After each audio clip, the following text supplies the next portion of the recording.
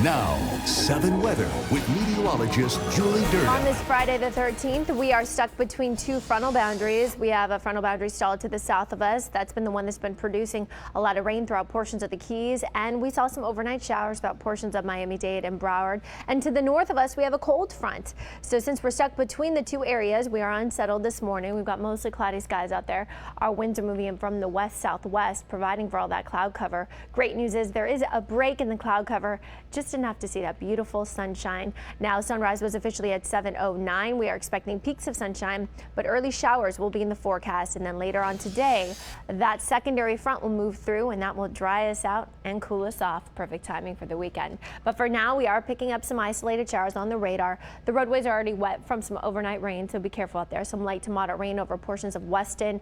A cell moving away from Coral Springs in towards portions of Boca Raton, finally seeing a break from the showers. We had one isolated shower here over North Miami that also pushed offshore. Looks as though southern Miami-Dade staying dry. The Keys now drying out as well.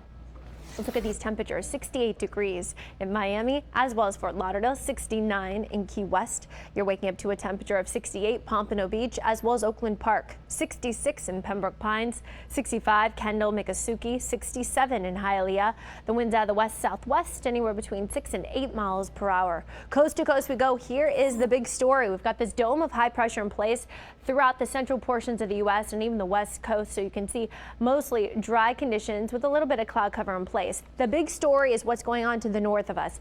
We've got an area of low pressure that's located over the Great Lakes that is attached to the cold front that is going to move through South Florida later on today. Our friends throughout the northeast over the Great Lakes from Michigan and towards Ohio, New York, up towards Boston and Maine could be receiving anywhere between 6 to 8 inches of snow once everything is said and done. And boy, they haven't seen much snow this winter, so I'm sure a lot of the people are excited about it. Some people not so much. For us, this frontal boundary will bring us colder weather. Take a look at the temperatures behind that front.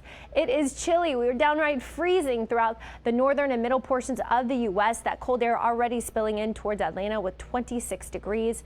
Now what's going to happen in the next 12 hours is the jet stream is going to dip to the south.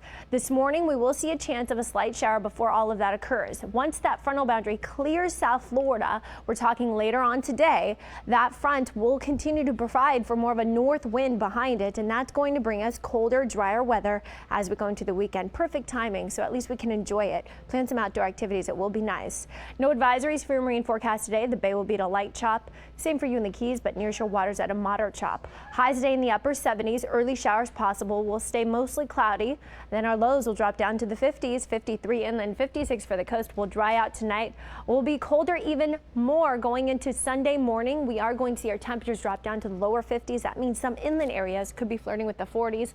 Martin Luther King will be a nice day with temperatures in the 50s as we start off Monday morning, and then highs in the mid 70s. Have a wonderful weekend.